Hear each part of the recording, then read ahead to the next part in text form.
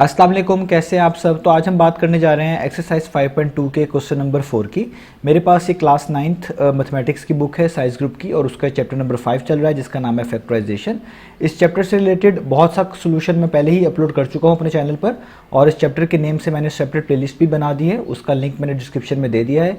अगर आप इस चैप्टर से रिलेटेड बाकी सोल्यूशंस में इंटरेस्टेड हो तो वो आप लिंक डिस्क्रिप्शन में देख सकते हैं। उसको आप जब क्लिक करेंगे तो आपके सामने इस चैप्टर की प्लेलिस्ट ओपन हो जाएगी। वहाँ पे आपको तमाम कंटेंट जो अभी तक मैंने इस चैप्टर से रिलेटेड अपलोड किया है वो भी मिल जाएगा, और इन फ्यूचर जो अपलोड करने वाला हूँ वो भी आपको इसी प्लेलिस्ट में मिलेगा। तो अभी तक जो है हम क्वेश्चन नंबर 4 के फर्स्ट 2 पार्ट्स कर चुके हैं। इससे एक वीडियो पहले मैं अपलोड कर चुका हूँ जिसमें मैंने क्वेश्चन नंबर 4 के फर्स्ट 2 पार्ट सॉल्व किए हैं। तो आज जो हमने सॉल्व करने हैं वो है पार्ट नंबर 3 और पार्ट नंबर 4। तो इस वीडियो में हम पार्ट नंबर 3 और पार्ट नंबर 4 सॉल्व करेंगे क्वेश्चन नंबर 4 के, और नेक्स्ट वीडियो में इंशाल्लाह इसका जो लास्ट पार्ट है यानी पार्ट नंबर 5 वो मैं सॉल्व करना आपको बताऊंगा। तो आइए बगैर मजीद टाइम ज़ाया किए स्टार्ट करते हैं। तो ये आपके सामने आपको पार्ट नंबर 3 नज़र आ रहा है क्वेश्चन नंबर 4 का। तो जब भी इस तरह का आपके पास क्वेश्चन आएगा जिसमें इस तरीके से फैक्टर्स लिखे आ रहे हो, जैसे आप देख सकते हैं यहाँ पे x+2 +3 +4 +5 और एंड पे कांस्टेंट भी लिखा हुआ है, तो आपने इनको डायरेक्ट जो है मल्टीप्लाई करना नहीं शुरू कर देना।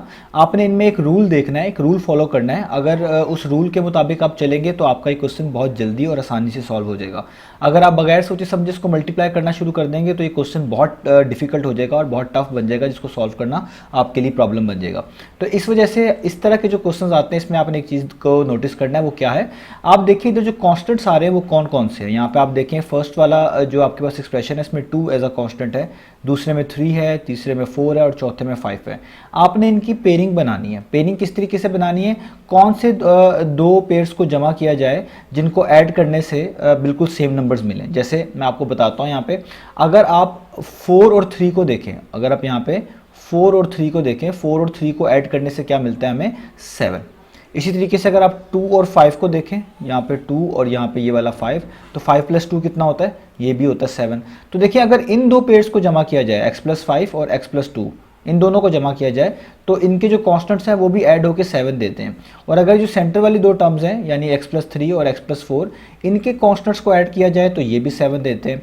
तो आपने ऐसे दो बेसिकली जो है टर्म्स को जोड़ना है, दो टर्म्स को मिलाना है, जिनको आप प्लस करें तो दूसरी दो टर्म्स हैं उनको भी प्लस करें, उन दोनों के जो आंसर्स हैं यानी उनको प्लस करने के बाद उनके कांस्टेंट को प्लस करने के बाद जो आंसर्स हैं वो सेम आए।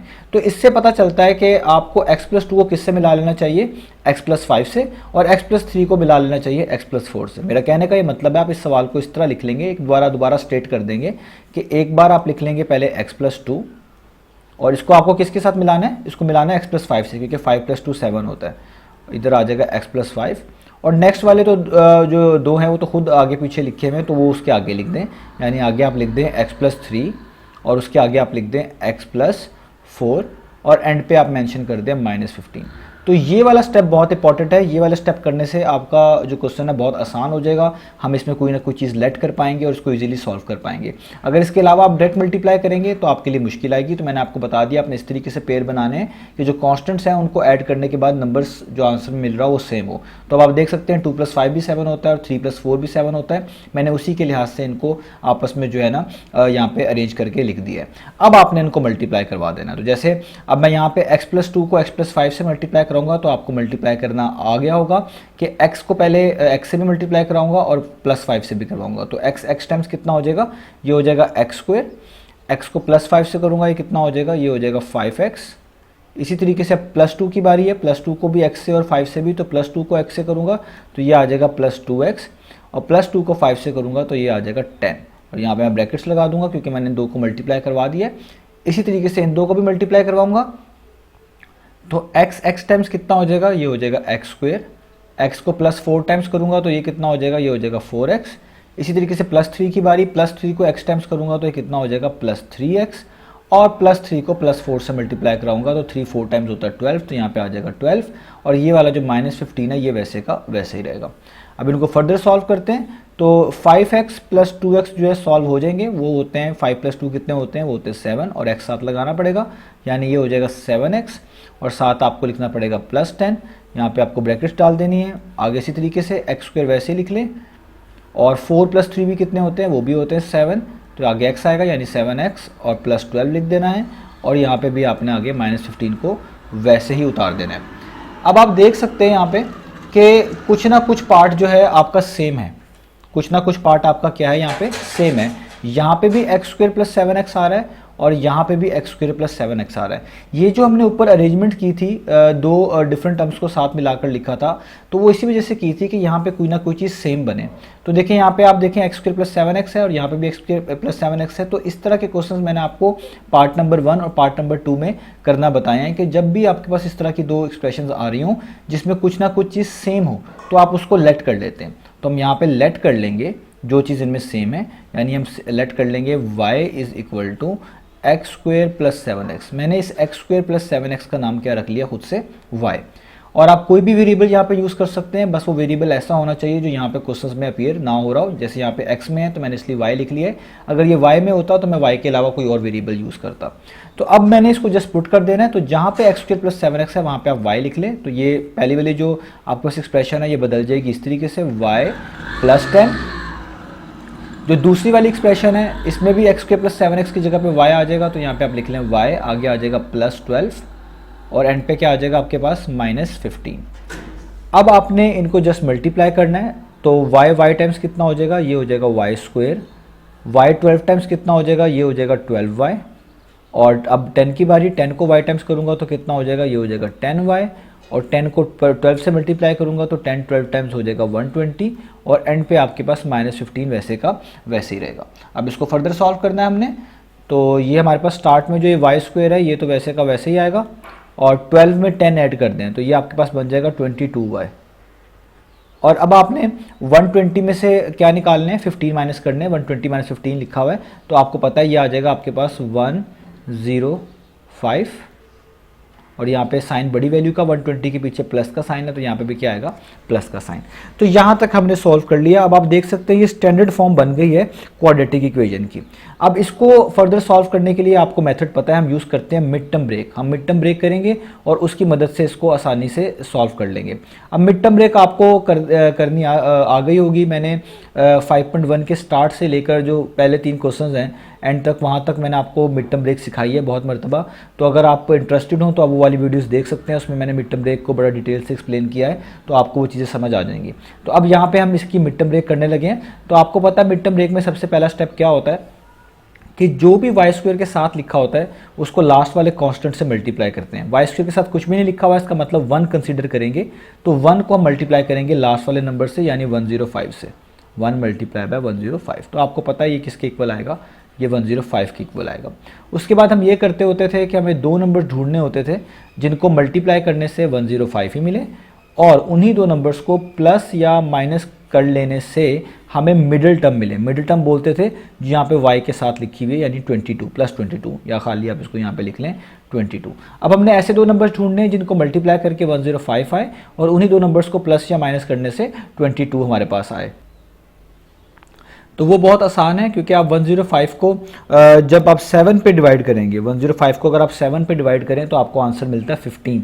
इसका मतलब है अगर 15 मल्टीप्लाई बाय 7 किया जाए तो आपके पास आता है 105। और ये बहुत क्लियर है कि अगर इसी 15 में हम ये वाला 7 नंबर दूसरा नंबर ऐड कर दें तो आपको मिलता है 22। तो आपको 2 नंबर मिल गए, यानी पहला नंबर आपका 15 होगा, दूसरा नंबर 7 होगा, यहाँ पे पहला नंबर 15 होगा और दूसरा नंबर क्योंकि प्लस करने से आया इसलिए माइनस रिमूव कर दिए, वो 7 होगा। तो जब ये नंबर्स मिल जाते हैं हम इनको इस तरीके से लिखते थे, पहले y स्क्वायर को वैसे ही उतारेंगे, अब यहाँ से लिखना शुरू करेंगे, यानी प्लस 15, इसके साथ वो वाला वेरिएबल लगाएंगे जो यहाँ पे लिखा होता है, यानी y लिखा हुआ है तो y लगाएंगे, प्लस आगे आ रहा है 7, दूसरा नंबर 7 था, और इसके साथ भी क्या आएगा y, और प्लस 105 वैसे का वैसे ही रहेगा। अब हम कॉमन लेंगे, y स्क्वायर और 15y में क्या चीज़ कॉमन है, जस्ट y कॉमन है, छोटी पार y की जो है वही कॉमन लिखते हैं। अगर बड़ी पार्स हों उनको छोड़ते हैं, छोटी पार्स को कॉमन के तौर पे लिखते हैं। तो y स्क्वायर है, इसमें से एक y बाहर आ चुका है तो यहाँ पे जस्ट एक y बचेगा। 15y में से ये वाला y तो बाहर लिख चुका हूँ तो यहाँ पे जस्ट 15 बचेगा, और यहाँ पे आगे प्लस का साइन। 7 और 105 में 7 कॉमन है, क्योंकि 7 को भी डिवाइड करता है और 105 को भी डिवाइड करता है, और इससे बड़ा नंबर कोई और अवेलेबल नहीं है जो 7 और 105 को डिवाइड करे, तो इसका मतलब है 7 आपके पास कॉमन है। यहाँ पे y वैसे ही आएगा क्योंकि 7 तो बाहर लिख चुके हैं, तो प्लस का साइन, और 7 15 टाइम्स 105 होता है तो यहाँ पर आपको लिखना पड़ेगा 15। अब जो चीज़ें सेम आ रही होती हैं उनको एक दफ़ा लिख लेते हैं, या आप ऐसे भी कह सकते हैं कि इनमें आप कॉमन देख लें, वो y+15 आ रहा है, तो मैं एक बार लिख लेता हूँ y+15। इसको आप कॉमन कह लें या इस तरह समझ लिया करें कि जो चीज़ सेम हो उसको एक दफ़ा लिख लेते हैं यहाँ पे। उसके बाद जो चीज़ बच जाती है उसको भी मिलाकर लिख लेंगे, यानी y+7 बच जाएगा इसके अलावा, तो आप उसको भी इस तरीके से मिलाकर लिख लें और यहाँ पे आगे ब्रैकेट क्लोज। अब यहाँ तक तो बात ठीक हो गई, लेकिन मैंने आपको बताया था इस तरह के क्वेश्चंस में ये जो आपने खुद से वेरिएबल लेट किया होता है y, इसको रिटर्न करना होता है। यानी अगर क्वेश्चंस x में दिए हुए हैं तो कोशिश करते हैं कि आंसर भी x में मिले। तो ये जो y हमने लेट किया था, हमें इसकी वैल्यू वापस करनी है, और आप देख सकते हैं हमने ऊपर y लेट किया हुआ है यहाँ पे x² + 7x। तो अब जहाँ जहाँ पे y आ रहा है आपको वापस x² + 7x वहाँ पे लिख देना है। तो हम इस y की जगह पे क्या लिख देंगे, x² + 7x, और ये +7 आपको वैसे ही लिखना पड़ेगा। और इसी तरीके से इस y की जगह पे भी आप क्या लिख देंगे, आप लिख देंगे x² + 7x, और यहाँ पे क्या आ जाएगा 15। अब आप इसमें से x² + 7x + 7 को बाद में लिख दें, या x² + 7x + 15 को पहले लिख दें, या इसी तरीके से लिख दें, इससे कोई भी फ़र्क इसके सोल्यूशन में नहीं पड़ेगा। तो ये हमारे पास इसका आंसर आ चुका है। अगर इनकी फर्दर मिड टर्म ब्रेक हम कर पाते, इनको फर्दर फैक्टराइज करते तो हम ज़रूर इसको करते हैं, लेकिन क्योंकि ये फर्दर फैक्टराइज नहीं हो सकते, इनकी फर्दर आप मिड टर्म ब्रेक यहाँ पे पॉसिबल नहीं है, तो इस वजह से हम इसको यहाँ तक ही रखेंगे। यही इसका क्या कहलाएगा, सोल्यूशन कहलाएगा। तो ये इसका हो गया पार्ट नंबर 3। अब चलते हैं इसके पार्ट नंबर 4 की तरफ। तो अब मैंने यहाँ पे पार्ट नंबर 4 लिख लिया है। ये पार्ट नंबर 4 भी पार्ट नंबर 3 की तरह हमने स्टार्ट करना है। सबसे पहले तो यहाँ पे कांस्टेंट्स अपीयर हो रहे हैं इन सब टर्म्स के अंदर, हमने उनको प्लस या माइनस जो भी यहाँ पे होंगे वो करके देखना है। अगर उनकी पेयरिंग बन जाती है इस तरीके से कि उनको प्लस या माइनस करने से जो आंसर मिलता है वो सेम आते हैं, तो उसी लिहाज से हम उनको मल्टीप्लाई करने जा रहे हैं। तो पहले जिस पेयरिंग में ये लिखे हुए हैं इसी में चेक कर लेते हैं। अगर इसी में ठीक है तो हम इसको इसी तरीके से सॉल्व करेंगे। अगर इस पेयरिंग में कोई ना कोई चेंज लेके आना होगा तो हम उस पेयरिंग को चेंज कर लेंगे, जिस तरह लास्ट वाले क्वेश्चन में हमने चेंज कर लिया था। अब आप देखें जो पहली दो आपके पास एक्सप्रेशंस लिखी हुई है x+4 और x-5, इसमें एक कांस्टेंट है +4 और दूसरा कांस्टेंट है -5। अगर आप इसको यहाँ पे लिखें +4 -5, तो प्लस माइनस क्या होता है, -5 में से 4 माइनस करें 1, और साइन बड़ी वैल्यू का यानी -1, यानी इन दोनों कॉन्स्टेंट्स को सॉल्व करने से -1 आता है।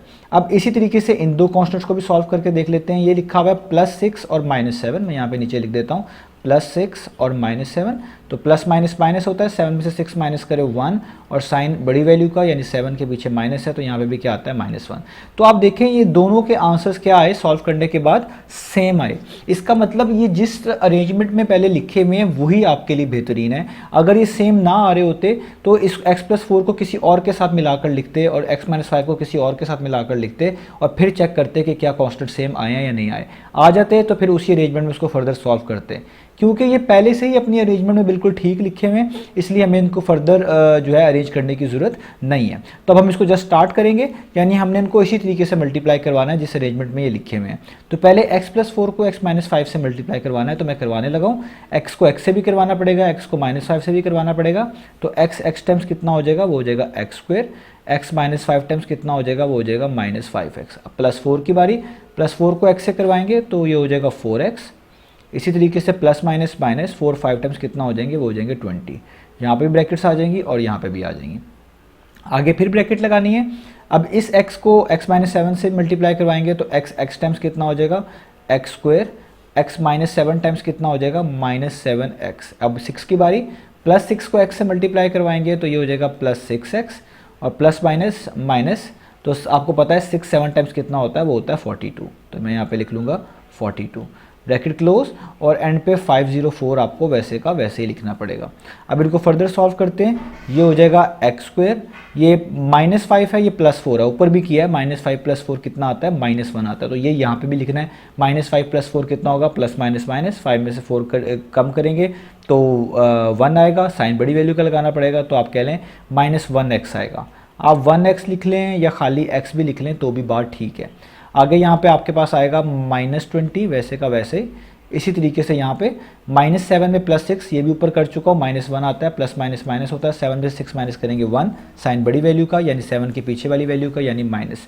तो ये आप लिख लें तो ये हो जाएगा x² -1x, और साथ आ जाएगा -42, और ब्रैकेट क्लोज कर देंगे, और 504 को हम वैसे का वैसे ही लिख लेंगे। अब हम फर्दर चलते हैं। आगे इसको फर्दर सॉल्व करते हैं और आप देख रहे हैं कि हमारे पास यहाँ पे कुछ चीज़ सेम आ चुकी है। तो जब भी कोई चीज़ सेम आ जाए उसको लेट कर लेते हैं इस तरह के क्वेश्चन में। यहाँ पे भी एक्स स्क्वायर माइनस 1x है, यहाँ पे भी एक्स स्क्वायर माइनस 1x है, तो मैं इसको लेट कर लेता हूँ। मैं लेट कर लेता हूँ कि ये जो वैल्यू है ये y के इक्वल है, y is equal to x square minus x. अब ये 1x लिख लें या x लिख लें, दोनों के मीनिंग सेम है। तो अब जहाँ जहाँ पे एक्स स्क्वायर माइनस 1x या एक्स स्क्वायर माइनस एक्स आप कह लें लिखा हुआ है, वहाँ पे हम लिख देंगे y। तो ये हो जाएगा y, फर्स्ट वाली एक्सप्रेशन y माइनस 20, दूसरी वाली एक्सप्रेशन हो जाएगी y माइनस 42 और साथ उसके क्या आ जाएगा, वो आ जाएगा 504। अब इसको फर्दर सॉल्व करते हैं। यहाँ पे फिर से मल्टीप्लाई करवाना है, तो पहले इस y को दोनों यानी y से और 42 से मल्टीप्लाई करवाऊंगा, तो y टाइम्स कितना हो जाएगा y स्क्वायर। y को माइनस 42 से मल्टीप्लाई कराऊंगा तो ये हो जाएगा 42y। अब इस तरह ही माइनस 20 की बारी है, माइनस 20 को y से करवाऊंगा तो ये हो जाएगा माइनस 20y और माइनस माइनस प्लस होता है। और अब मैं 20 को 42 से मल्टीप्लाई करवाऊंगा, तो 20 को 42 से मल्टीप्लाई करवाएं तो आपके पास आएगा 840 और ये एंड वाला माइनस 504 आपको वैसे ही लिखना पड़ेगा। अब इसको फर्दर सॉल्व करते हैं। यहाँ पे आ जाएगा y square minus minus plus, इसका मतलब 42 में 20 ऐड कर दें तो वो आता है 62 y साथ लिखना पड़ेगा। साइन बड़ी वैल्यू का 42 के पीछे माइनस है तो आपको यहाँ पे माइनस लगाना पड़ेगा। यहाँ पे आएगा प्लस माइनस माइनस, यानी आपको माइनस करना है। तो 840 में से 504 को माइनस करेंगे तो आपके पास आएगा 336 और साइन यहाँ पे बड़ी वैल्यू का लगाना पड़ेगा और यहाँ पे आ जाएगा प्लस। तो आप देखें ये हमारे पास standard form of quadratic equation बन चुकी है। अब हमने इसको फैक्टराइज करना है, उसके लिए मैं मिड टर्म ब्रेक ही यहाँ पे यूज़ करनी पड़ेगी। अब मैंने आपको बताया हुआ है, बार बार बताता रहता हूँ कि जो भी वाई स्क्वायर या एक्स स्क्वायर के साथ वाला कोफिशिएंट होता है उसको पहले लास्ट वाले नंबर से मल्टीप्लाई करवा लेते हैं। तो वाई स्क्वायर के साथ कुछ भी नहीं लिखा हुआ तो हम कंसिडर करेंगे 1 को जब आप 336 से मल्टीप्लाई करवाएंगे 336 से तो आपका आंसर क्या आएगा, वो आएगा 336। अब हमें दो नंबर्स ऐसे ढूंढने हैं जिनको मल्टीप्लाई करवाने से आपको 336 मिले और उन्हीं दो नंबर्स को प्लस या माइनस कर लेने से आपको मिडिल टर्म मिले। अब मिडिल टर्म जो है यहाँ पे वो है y के साथ जो लिखी हुई है वो है -62, तो आपको यहाँ पे क्या चाहिए होगा -62। अब ये दो नंबर हमने ढूंढने हैं जो ये दोनों कंडीशंस को सेटिस्फाई करते होंगे। तो जब आप 336 को 6 पे डिवाइड करेंगे तो आपको आंसर मिलेगा 56। इसका मतलब है कि अगर 56 मल्टीप्लाई बाय 6 किया जाए तो आपको आंसर मिलता है 336। तो एक कंडीशन तो पूरी हो गई, हमें दो नंबर ऐसे मिले जिनको मल्टीप्लाई करने से 336 मिल रहा है। लेकिन प्रॉब्लम ये आ रहा है कि जब आप 56 में 6 ऐड करते हैं, 56 में 6 ऐड करते हैं तो आपको 62 तो मिलता है, लेकिन हमें यहाँ पे क्या चाहिए, हमें चाहिए -62 आपको नहीं मिलता। तो ऐसे केस में मैंने आपको समझाया हुआ है आपको साइंस को एडजस्ट करना होता है, उसका तरीका भी मैंने आपको बताया हुआ है कि आप देखें आपके मिड टर्म के जो मिड टर्म है उसके पीछे कौन सा साइन लिखा हुआ है, वो लिखा हुआ है माइनस। तो इन दोनों में से जो सबसे बड़ा नंबर है उसके पीछे पहले वो वाला साइन लगा दें, तो मैं यहाँ 56 के पीछे माइनस लगा देता हूँ। अब सॉल्व करके देखें कि क्या ये दोनों कंडीशन पूरी होती हैं। तो अब एक और प्रॉब्लम बन जाएगा क्योंकि जब -56 को 6 से मल्टीप्लाई करवाऊंगा तो यहाँ पे 336 नहीं बल्कि आ जाएगा -336 इस माइनस की वजह से, जो कि पहली कंडीशन को भी फेल कर देगा क्योंकि वहाँ पे 336 चाहिए। तो इससे तो ना सिर्फ बल्कि दूसरी कंडीशन अभी पूरी नहीं हुई बल्कि पहली भी खराब हो गई। तो जब ऐसा केस बने तो फिर दूसरे नंबर का भी साइन चेंज करके देखें, यानी 6 जो है ये अगर प्लस लिखा हुआ है इसे माइनस बनाकर देखें, अगर माइनस लिखा हुआ है तो इसे प्लस बनाकर देखें। अगर तो ये सही हो जाता तो ठीक है, अदरवाइज आपको डिफरेंट नंबर्स ढूंढने पड़ते हैं। तो यहाँ पे अगर मैं 6 को माइनस बना दूं तो आप देखें माइनस माइनस क्या हो जाएगा प्लस, तो यहाँ पे वापस 336 आ जाएगा। और यहाँ पे भी अगर मैं इनको चेंज करके आपको लिख के बताऊँ तो -56 और -6 ही कर दूँ, ठीक है, यानी -56 में ऐड कर दूं -6, जब ऐड करूंगा तो प्लस माइनस माइनस आ जाएगा, तो ये इस तरह का बनेगा। तो आप देखें अब आपको -62 मिलेगा। इसका मतलब है ऊपर वाली दोनों कंडीशन पूरी हो गई।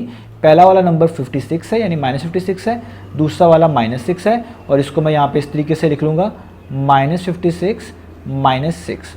तो जब आपको दोनों नंबर मिल जाएं अब काम बहुत आसान है। अब आपने यहाँ पे लिखना है वाई स्क्वायर, यहाँ से लिखना शुरू करना है -56, साथ लिखेंगे y, आगे आएगा -6 क्योंकि माइनस नंबर था वो, और आगे आएगा y प्लस 336। अब कॉमन लेते हैं y स्क्वायर में और 56y में सिर्फ y कॉमन है, ये मैं पहले भी बता चुका हूँ कॉमन लेना वगैरह। और यहाँ पे 2y में से एक y बचेगा, यहाँ पे सिर्फ 56 बचेगा क्योंकि जो नेक्स्ट वाला y है वो बाहर लिख चुके हैं। आगे माइनस का साइन आएगा। 6 और 336 में से 6 कॉमन है क्योंकि 6 6 को भी डिवाइड करता है और 336 को भी डिवाइड करता है। तो यहाँ पे ब्रैकेट डालूंगा, ये 6 तो बाहर आ चुका है, इसके साथ 1 लिख लें तो भी ठीक है, ना लिखें तो भी ठीक है। तो जस्ट मैं लिखूंगा y, इस माइनस की वजह से ये प्लस क्या हो जाएगा माइनस, और 6 56 टाइम्स 336 था तो यहाँ पे भी क्या आएगा 56। अब दो फैक्टर्स आपके पास यहाँ पे सेम बन गए हैं, इनको एक दफ़ा लिख लेते हैं या आप इनको कह लें कि ये हमने एक तरह का कॉमन निकाल लिया। और इसके अलावा जो चीज़ बचेगी उसको भी एक दफ़ा लिख लेंगे, यानी y और -6 इसको भी यहाँ पे एक दफ़ा हम लिख लेंगे। अब आपको मैंने बताया हुआ है ये जितने भी क्वेश्चंस हैं इसमें हमने कुछ ना कुछ लेट किया होता है y को, तो उसको वापस लिखना होता है इसमें। तो y को देखें यहाँ पे हमने लेट किया हुआ है x² - x, क्योंकि क्वेश्चन x में था तो इसका आंसर भी हमने x में देने हैं। तो जहाँ जहाँ पे y है वहाँ पे हम उसकी वैल्यू वापस पुट कर देंगे, यानी हम पुट कर देंगे x² - x और -6 वैसे ही रहने देंगे, और इस y की जगह पे भी क्या लिख देंगे x² - x और इस -56 को भी वैसे ही रहने देंगे। तो ये जो है हमारे पास यहाँ तक ये सॉल्व हो चुका है। लेकिन अभी भी आप देखें इन दोनों एक्सप्रेशंस को फर्दर सॉल्व किया जा सकता है। इस वाले एक्सप्रेशन की भी मिड टर्म ब्रेक हमें दोबारा करनी पड़ेगी और इस वाले की भी मिड टर्म ब्रेक दोबारा करनी पड़ेगी। तो आइए जल्दी से स्टार्ट करते हैं। तो अब मैं यहाँ पे आपको ज़रा स्टेप्स थोड़े तेज़ी से करूँगा क्योंकि अब आप मिड टर्म ब्रेक तो समझ चुके होंगे, मैंने ऊपर भी आपको दोबारा से बता दिए। तो यहाँ पे x² के साथ 1 लिखा हुआ है, तो 1 को जब आप -6 से मल्टीप्लाई करवाएंगे तो आपको पता है आपके पास आंसर आएगा -6। यानी अब आपको जो दो नंबर चाहिए होंगे जिनको मल्टीप्लाई करवाने से आपको क्या मिलना चाहिए -6, और उन्हीं दो नंबर को प्लस या माइनस करवाने से आपको मिडिल टर्म मिलनी चाहिए। मिडिल टर्म x के साथ कुछ भी नहीं लिखा हुआ तो खाली माइनस लिखा हुआ है, तो इसको हम कंसिडर करेंगे -1। तो ऐसे दो नंबर कौन से हो सकते हैं, वो जाहिर बात है वो होंगे 3 और 2, क्योंकि 3 को 2 से मल्टीप्लाई करने से आता है 6, क्योंकि हमें -6 चाहिए। तो यहाँ पे मिड टर्म के पीछे माइनस का साइन है, तो आप यहाँ 3 के पीछे लगा दें माइनस का साइन। तो -3 को 2 से करेंगे तो देखिए -6 आएगा, और -3 में जब आप +2 करेंगे तो -1 यानी मिडिल टर्म भी आएगी। तो आपको दो नंबर मिल गए, मैं यहाँ पे जल्दी से लिखूंगा वो। तो आप इसको लिखेंगे x², पहला नंबर -3 उसके साथ ये वाला वेरिएबल यानी x, दूसरा नंबर +2 उसके साथ भी वेरिएबल x, और एंड पे -6 वैसे का वैसे। अब इसी तरीके से मैं इसको यहाँ पे रफ कर देता हूँ ताकि मैं आपको इसके सामने ही ये करके बता दूँ, जो उसका एक तरह का रफ वर्क है कि अब हमने ढूंढने हैं दो नंबर ऐसे जिसको मल्टीप्लाई करवाने से -56 है। क्यों? क्योंकि x² के साथ 1 लिखा हुआ है, 1 को -56 से मल्टीप्लाई करवाएंगे तो -56 ही आएगा। अब दो नंबर ढूंढने हैं जिनको मल्टीप्लाई करवाने से -56 है, और उन्हीं दो नंबर को प्लस या माइनस कर लेने से मिडिल टर्म, जो कि यहाँ पे भी x के साथ कुछ नहीं लिखा हुआ माइनस लिखा हुआ है यानी -1 है। तो ये भी बहुत सिंपल है, आपको पता है 8 7 टाइम्स 56 होता है। 8 7 टाइम्स क्या होता है 56। तो यहाँ पे साइन का प्रॉब्लम आ रहा है क्योंकि -56 चाहिए, तो x के पीछे माइनस का साइन है, तो इन दोनों में जो बड़ा नंबर है 8 उसके पीछे माइनस लगाएं। तो देखिए -8 को -7 से करेंगे तो -56 आएगा, और -8 में 7 ऐड कर देंगे तो -1 आएगा। तो उसका मतलब है ये दो नंबर -8 और 7 है। तो यहाँ पे आप लिख दें x², पहला नंबर -8 उसके साथ वेरिएबल x लगाएंगे, दूसरा नंबर +7 उसके साथ वेरिएबल x लगाएंगे, और आगे हम लिख देंगे -56। अब इसको फर्दर सॉल्व करेंगे। मिड टर्म ब्रेक मैं आपको बहुत बार समझा चुका हूँ, इसी एक्सरसाइज को अगर आप स्टार्ट से देखें वीडियोस तो आपको बहुत बार जो है ना मिड टर्म ब्रेक से रिलेटेड बहुत सी इन्फॉर्मेशन मिल जाएगी, मैंने चैनल पर अपलोड किया हुआ है, वो आप देख सकते हैं। अब x² और 3x में से क्या कॉमन है, यहाँ पे जस्ट x कॉमन है तो यहाँ पे बचेगा x - 3। 2 और 6 में से क्या कॉमन है, इधर सिर्फ 2 कॉमन है, तो 2 जब बाहर कॉमन आएगा तो x तो वैसे ही लिख देंगे, इसके साथ 2 1 टाइम्स 2 लिखा जा सकता है, मैं 1 यूजुअली लिखता नहीं हूँ, -2 3 टाइम्स 6 होता है, तो यहाँ पे आपके पास आ जाएगा 3, और ब्रैकेट आप इस तरह क्लोज कर देंगे। आगे x² और 8x में से x कॉमन है तो यहाँ पे बचेगा x - 8, आगे प्लस लिखना पड़ेगा। 7 और 56 में से 7 कॉमन है क्योंकि 7 को भी डिवाइड करता है और 56 को भी करता है, तो 7 कॉमन है, तो ब्रैकेट से बचेगा x। 7 8 टाइम्स 56 होता है तो 8, ब्रैकेट क्लोज, और यहाँ पे ब्रैकेट क्लोज हो जाएगी। फर्दर अब जो चीज़ यहाँ पे 2 मरतबा आ रही है उसको एक दफ़ा लिख लें, या आप कह लें इसको हमने कॉमन निकाल लिया, तो ये आपके पास आ जाएगा एक दफ़ा x - 3, और जो चीज़ बाकी बची हुई बाहर उसको भी लिख लें तो ये आ जाएगा आपके पास x + 2।